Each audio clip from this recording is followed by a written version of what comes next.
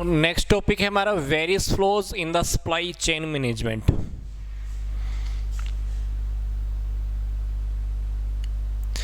अगला जो टॉपिक है वो है सप्लाई चेन मैनेजमेंट का अलग अलग तरीके का फ्लो। तो पहला फ्लो क्या है, प्रोडक्ट या सर्विस का फ्लो भी होता है, इंफॉर्मेशन का फ्लो भी होता है, फाइनेंस का भी फ्लो होता है। तो सबसे पहले in a way that customer requirements can be met in the cost effective manner, ताकि कस्टमर की रिक्वायरमेंट को हम सही तरीके से पूरा कर पाएँ और कॉस्ट भी कम से कम आए। तो वो कैसे होगा, तो सबसे पहले फ्लो है हमारे पास प्रोडक्ट या सर्विस का फ्लो। तो मैंने आपको पहले भी बताया था कि सप्लाई चेन मैनेजमेंट के अंदर काफ़ी सारी चीज़ें हम लेके चलते हैं। ऐसा नहीं है प्रोडक्ट या सर्विस की बात है, फाइनेंस की बात है, ट्रांसपोर्टेशन की बात है, बहुत कुछ चीज़ें हैं हम लेके चलेंगे। तो सबसे पहला है प्रोडक्ट या सर्विस का फ्लो।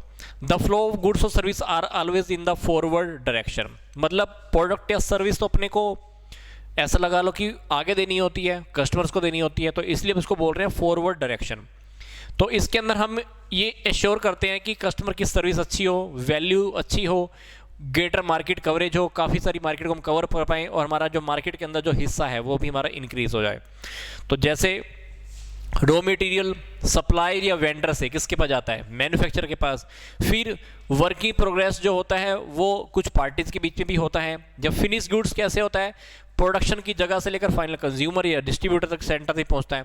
तो smooth flow of the goods prevent the stock out situation for item of inventory. तो अगर हमारा ये स्मूथ फ्लो होता रहता है तो हमारा इन्वेंट्री सही तरीके से खत्म होता रहेगा और जो सही भी है हमारे लिए। फिर कहता है कि दूसरा जो फ्लो है वो है इन्फॉर्मेशन का फ्लो।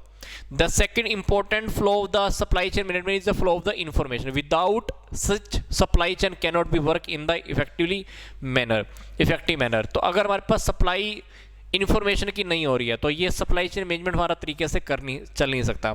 तो ये इन्फॉर्मेशन हमें आगे तक भी पहुंचानी होती है और कस्टमर की फीडबैक के फॉर्म में हमें वापस भी लेनी होती है, क्योंकि हम कस्टमर तक तो इन्फॉर्मेशन पहुंचाते ही हैं प्रोडक्ट को लेकर, डिस्क्रिप्शन लेकर, प्रोडक्ट की क्या क्वालिटी है, ये वो एक्सेट्रा एक्सेट्रा, और कस्टमर की फीडबैक भी हमको वापस लेनी होती है।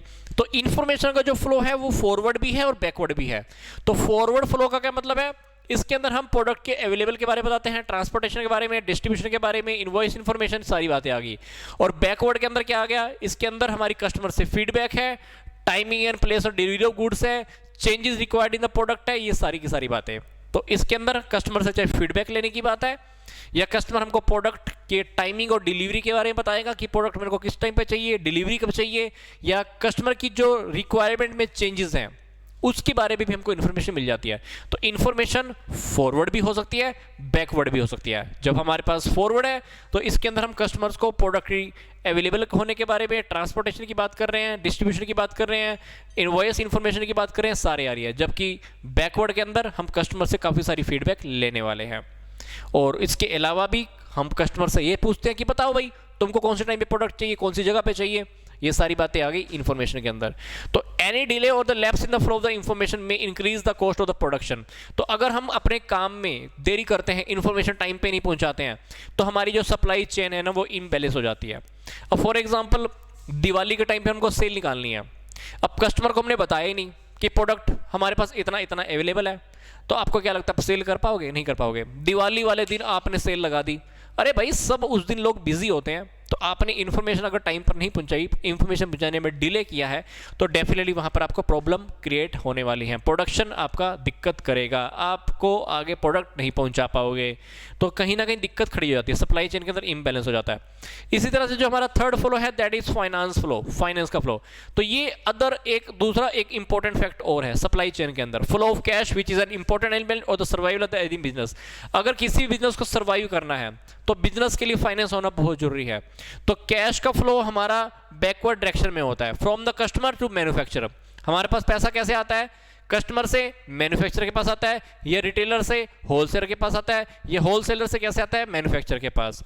तो ये अपने पास फाइनेंस का फ्लो तो होता रहता है। कैसे, कस्टमर से मैन्युफैक्चरर, या रिटेलर से होलसेलर, या होलसेलर से मैन्युफैक्चरर, ये किसी भी फॉर्म में हो सकता है।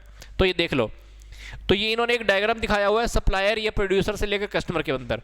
तो इन्फॉर्मेशन की बात करें, इन्फॉर्मेशन तो दोनों डायरेक्शन के अंदर है, इन्फॉर्मेशन दोनों डायरेक्शन में है, क्योंकि इन्फॉर्मेशन को लेनी भी होती है, देनी भी होती है। तो इन्फॉर्मेशन को लेनी है, देनी है, इन्फॉर्मेशन की बात तो आ गई डबल।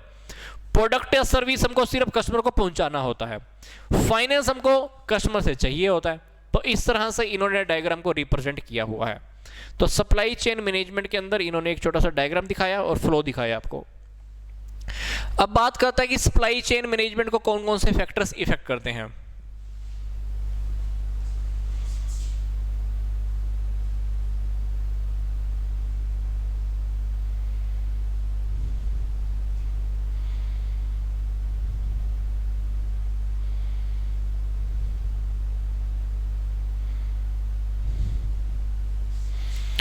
अब बात करते हैं कि सप्लाई चेन मैनेजमेंट को कौन कौन से फैक्टर इफेक्ट करते हैं। फैक्टर इफेक्टिंग के अंदर सबसे पहले जो बात है हमारे पास,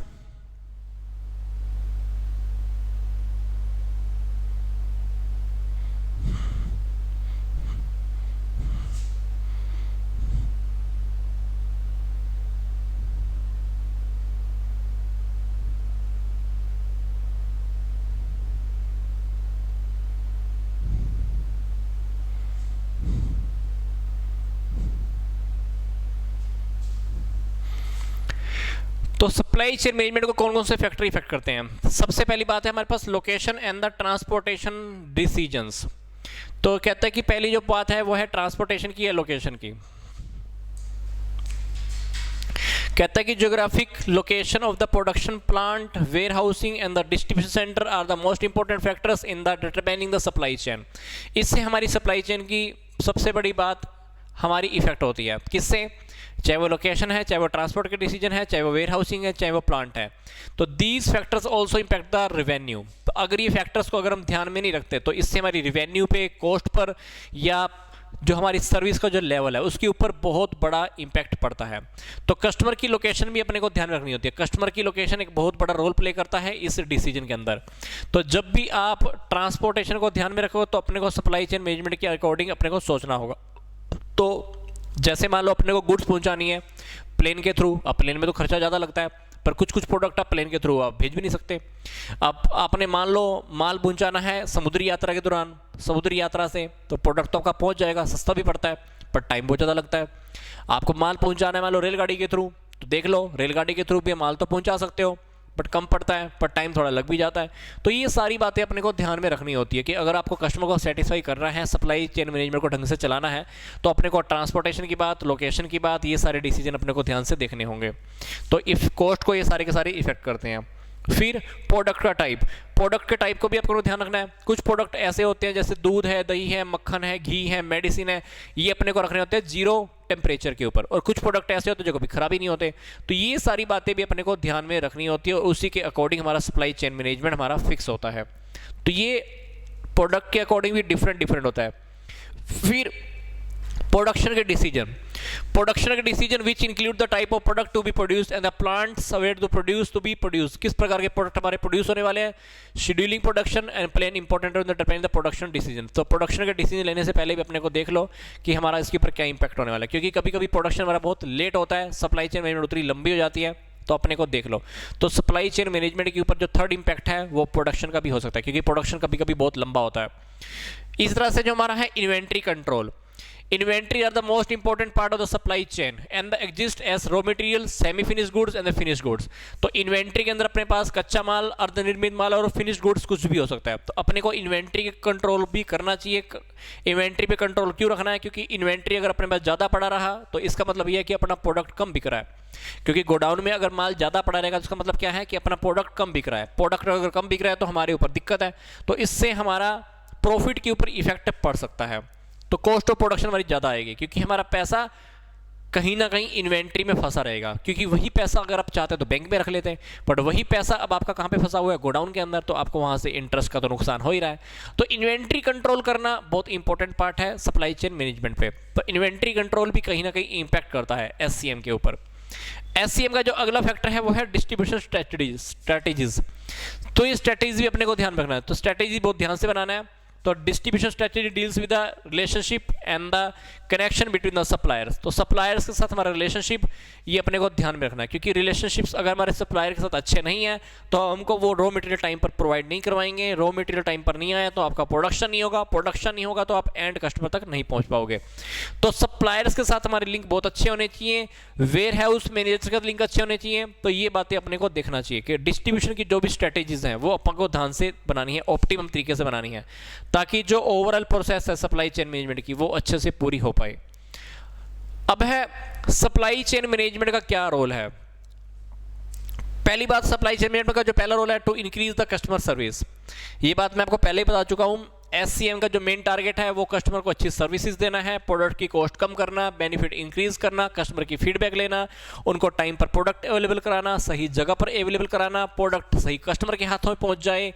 ये सारी बातें हमारी किस में आ रही हैं, SCM के अंदर, सप्लाई चेन मैनेजमेंट में। तो सप्लाई चेन मैनेजमेंट का जो पहला जो रोल है, जो फंक्शन है, वो क्या है, कस्टमर की सर्विस को इंक्रीज करना, ताकि हमारा कोई भी कस्टमर हमारा नाराज ना हो और हमारी गुडविल भी कम ना हो। हम कस्टमर को सेटिस्फाई करना चाहते हैं। सेकंड है प्रोडक्शन की कॉस्ट को कम करना। ये बात तो मैं आपको पहले भी बता चुका हूँ। सप्लाई चेन मैनेजमेंट का जो मेन हार्ड है, मेन जो टॉपिक है वो है हमारी कॉस्ट को कम करना, हमारी जो टेक्नोलॉजी है वो अच्छी से अच्छी लेकर आना, इंट्रोड्यूस करना, रॉ मटेरियल हमारा अच्छा होना चाहिए, होलसेल मार्केट से हम परचेज रीजनेबल प्राइसेस पर परचेज कर लें, हमारी प्रोडक्शन की क्वालिटी अच्छी होनी चाहिए, प्रोडक्ट ऐसा बनाएं कि प्रोडक्ट को वो लोग रिजेक्ट ना करें, हमारी एफिशिएंसी होनी चाहिए। ये सारी की सारी बातें आ गई हैं हमारी SCM के रोल में। फिर जो अगली बात है वो है to improve the quality of product. Supply chain management के अंदर डेफिनेटली जो हमारा जो थर्ड रोल है वो है क्वालिटी इंप्रूव करना। किसकी, प्रोडक्ट की। क्योंकि प्रोडक्ट की क्वालिटी अगर अच्छी नहीं है तो डेफिनेटली हम अपने रॉ मटेरियल को सही से यूज नहीं कर पाएंगे। रॉ मटेरियल अगर घटिया क्वालिटी का है तो हमारा प्रोडक्शन अच्छा नहीं होगा, प्रोडक्शन अच्छा नहीं होगा तो कस्टमर सेटिस्फाई नहीं होंगे, कस्टमर की अगर फीडबैक गलत चली गई तो कहीं ना कहीं हमारी गुडविल के ऊपर भी इम्पैक्ट आता है। तो सप्लाई चेन मैनेजमेंट कहीं ना कहीं पूरी तरह से बिगड़ जाता है। तो कभी कभी अपने को ये बात बहुत ध्यान से रखनी है, अगर आपको कस्टमर का विश्वास जीतना है, लंबे समय तक बिजनेस में रहना है, तो अपने को क्या करना है, प्रोडक्ट की क्वालिटी के ऊपर बहुत खास तरीके से ध्यान रखना होगा। तो ये इसका एक नेक्स्ट रोल। तो फिर है टू इंप्रूव फाइनेंशियल पोजीशन।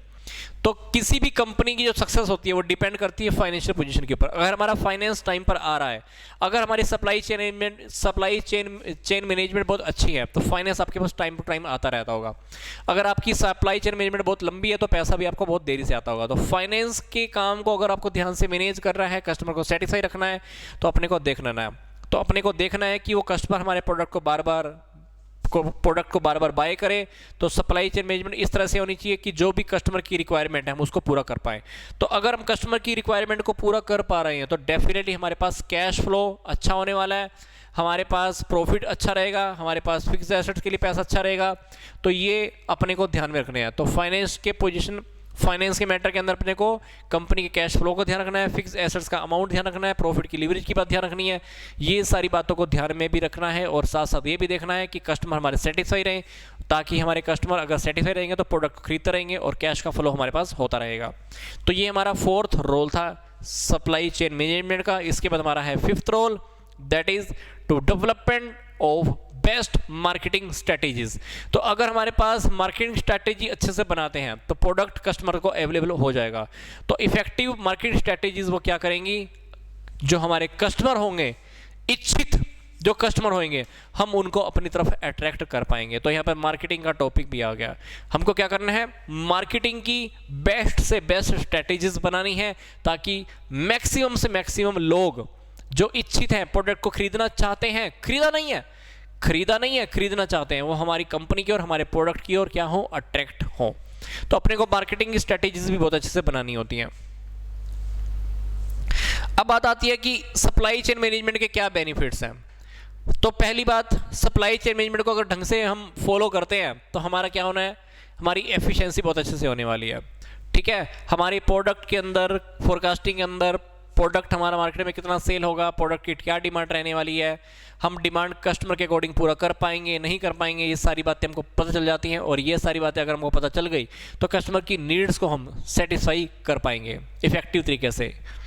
फिर quicker customer response and the fulfilment rates. तो सप्लाई चेन मैनेजमेंट का जो अगला रोल है वो क्या है, अगला जो हमारा जो बेनिफिट है वो क्या है, हम कस्टमर से फीडबैक टाइम से ले लेते हैं, उनकी प्रॉब्लम को सोल्व कर देते हैं। कस्टमर को प्रोडक्ट टाइम से रिप्लेस कर देते होंगे या रिटर्न कर देते होंगे या मनी रिटर्न कर देते होंगे, तो प्रोडक्ट हम सही समय पर, सही जगह पर, सही कस्टमर के हाथों तक भी पहुंचाते हैं। तो ये भी हमारा जो दूसरा बेनिफिट है। तो उनकी जो रिक्वायरमेंट है उसको हम फुलफिल करते हैं, उनकी जो फीडबैक है उसके ऊपर भी हम खरा उतरना स्टार्ट कर देते हैं। फिर इम्प्रूव्ड फोरकास्टिंग। तो फोरकास्टिंग के अंदर भी हम क्या करते हैं, पास्ट एक्सपीरियंस से मार्केट रिसर्च के बेस पर हमको पता चल जाता है कि मार्केट के अंदर हमारा कौन सा प्रोडक्ट सेल होने वाला है, कौन कौन सा हम प्रोडक्ट सेल कर सकते हैं, कौन सा प्रोडक्ट बना सकते हैं। तो इसके लिए हमको क्या करना है, कंटिन्यू हमको कम्युनिकेशन बना के रखना होता है कस्टमर्स के साथ, और हमारे पास एक बेटर आइडिया होता है, बेस्ट आइडिया होता है, ताकि हम डिमांड को पूरा कर पाएँ। तो अगर हम कस्टमर से रेगुलर कम्युनिकेट करते रहते हैं तो कस्टमर से हमें पता लगता रहता होगा कि आपको कौन सा प्रोडक्ट चाहिए। तो कौन सा प्रोडक्ट चाहिए अगर उनको मिलता रहा तो डेफिनेटली हमको ये भी पता चल जाता है कि हमारे मार्केट में कौन से प्रोडक्ट की डिमांड है। तो फोरकास्टिंग बहुत आसानी से आप कर सकते हो, भविष्यवाणी। लॉन्ग टर्म रिलेशनशिप, ये बात तो मैंने आपको पहले बता दी थी। सप्लाई चेन मैनेजमेंट के अंडर में हम डेफिनेटली हम हेल्प करते हैं, हमारे जो रिलेशंस हो सप्लायर्स के साथ वो बहुत अच्छे होने चाहिए, और वो भी एट लोअर कॉस्ट। हमारे पास जो भी वो रिक्वायरमेंट को पूरा करें वो लोअर कॉस्ट पे पूरा करें। तो एक company need not to waste the time in searching of the new supplier. तो बार बार हमको नए सप्लायर ढूंढने को खर्च नहीं करना होता, टाइम वेस्ट नहीं करना होता। इससे हमारी टाइम की भी बचत होती है और पैसे की बचत होती है। They make the collaboration with us, they can work on the quality add with the joint commitment planning cycle becomes the shorter which saves the time as well। तो कभी कभी हम सप्लायर के साथ मिलकर कुछ प्लानिंग भी कर सकते हैं कमिटमेंट के साथ, जिससे हमारा जो साइकिल है छोटा हो जाता है, प्रोडक्ट साइकिल जो हमारा छोटा जाता है, सप्लाई चेन मैनेजमेंट का साइकिल छोटा जाता है, इससे हमारा टाइम सेव होता है और हमारी कॉस्ट भी सेविंग हो जाती है। तो ये हमारा था फोर्थ बेनिफिट। और इसके साथ जो हमारा नेक्स्ट बेनिफिट है सप्लाई चेन मैनेजमेंट का वो है हाईली एडवांस्ड टेक्निकली प्रोडक्ट। तो जब हम डेफिनेटली हम सप्लाई चेन मैनेजमेंट के अंदर अकॉर्डिंग बहुत अच्छे से काम कर रहे हैं, तो हमारा जो इंफॉर्मेशन है उसके साथ हमारा एक्सेस रहता है। Have access to the current and the reliable information. जो भी करंट की इंफॉर्मेशन है या जो भी विश्वास करने वाली इंफॉर्मेशन है उसके पास हमारा एक्सेस रहता है। हम इन्वेंट्री का जो लोअर लेवल है उसको हम ऑब्टेन कर लेते हैं, मतलब हमारे पास एक इन्वेंट्री मिनिमम लेवल का ही पड़ा रहता है जो हमको हर किसी की जरूरत पूरा करने को रखना पड़ता है, अदरवाइज हमारे प्रोडक्ट कंटिन्यू सेल होते रहते हैं। फिर कट लीड टाइम्स, मतलब जैसे ही ऑर्डर आता है आप उनकी टाइम पर उनके ऑर्डर को पूरा कर देते होंगे। फिर एनहांस प्रोडक्ट क्वालिटी, आपकी प्रोडक्ट की क्वालिटी भी आप इंक्रीज कर पाते हो। इसी तरह से more reliable information. In supply chain, organization want to establish long-term relationship and the commitment. So a company can access current and the reliable information with regular contact and the collaboration. ताकि हमको regular information मिलती रहती है regular contact रखने से या collaboration करने से। तो हमारे पास अगर रेगुलर एक करंट टाइम की इंफॉर्मेशन मिलती है तो उसके ऊपर हम ज़्यादा विश्वास कर पाते हैं। तो सप्लाई चेन मैनेजमेंट का हमारा ये सिक्स्थ बेनिफिट। फिर अगला जो बेनिफिट है दैट इज रेवेन्यू। तो सप्लाई चेन मैनेजमेंट एक ऐसा नेटवर्क बना देता है जिससे हम कंपनियों को एक फ्लेक्सिबल सिस्टम प्रोवाइड कर सकते हैं in order to maintain the demand and supply cycle. Demand and cycle को मेंटेन करने के लिए तो कंपनी क्या करती है, एबल होती है अपनी गुड्स को प्रोड्यूस करने पे at lower cost and can earn more profit. हम अपनी कॉस्ट को तो कम कर ही देते हैं, हमारे प्रॉफिट मैक्सिमम हो जाते हैं। ये वाली बात तो मैंने आपको पहले भी बताई थी वैसे। फिर enhanced interpersonal communication and the collaboration. तो सप्लाई चेन मैनेजमेंट के अंदर क्या होता है, partner ensure mutual success, they believe in the cooperative relationship. तो वो म्यूचुअल सक्सेस की बात करते हैं बायर के पॉइंट ऑफ व्यू से। तो ये कैसे होगा, जब हम उन लोगों से कम्युनिकेट कस्टमर से करते रहते हैं। फिर greater productivity at lower cost. जब हम सप्लाई चेन मैनेजमेंट के अंदर पूरा काम सारे ढंग से काम कर रहे हैं, सप्लायर बहुत अच्छे हैं, प्रोडक्ट हमारा टाइम पर आ जाता है, रॉ मटेरियल हमारी लोअर कॉस्ट पे आ जाता है, तो डेफिनेटली फ़ायदा क्या होगा, हमारी प्रोडक्टिविटी ज़्यादा अच्छी होती है और हम उस प्रोडक्टिविटी को कम से कम कॉस्ट पर भी पूरा कर पाते हैं, जो हमारी कॉस्ट कम से कम आ जाती है। फिर है reduced inventory throughout the chain. कहते हैं कि as supply chain management help in the regular contact with the elements in the chain, so there is a less need of the holding inventory. अब क्योंकि हमारा product क्योंकि continue cell होता रहता है, इसलिए इन्वेंट्री अपने को कम से कम होल्ड करने की ज़रूरत होती है। और इसके लिए हम काफ़ी सारी चेन को हम फॉलो कर लेते हैं, काफ़ी सारे मेथड फॉलो करते हैं ताकि हमारा प्रोडक्ट कस्टमर तक पहुँचता रहे और हमको इन्वेंट्री मतलब स्टॉक ज़्यादा रखने की ज़रूरत ना पड़े। मतलब इतना तो हम रख लेते हैं कि किसी कस्टमर का ऑर्डर हम पूरा कर दें, पर कम से कम ऐसा करते हैं कि इन्वेंट्री के अंदर ज़्यादा पैसा हमारा ना फंसा रहे। तो ये हमारे बेनिफिट्स हम स्टडी कर रहे थे। अगला जो टॉपिक हमारा स्टार्ट होने वाला है that is supply chain coordination. ठीक है।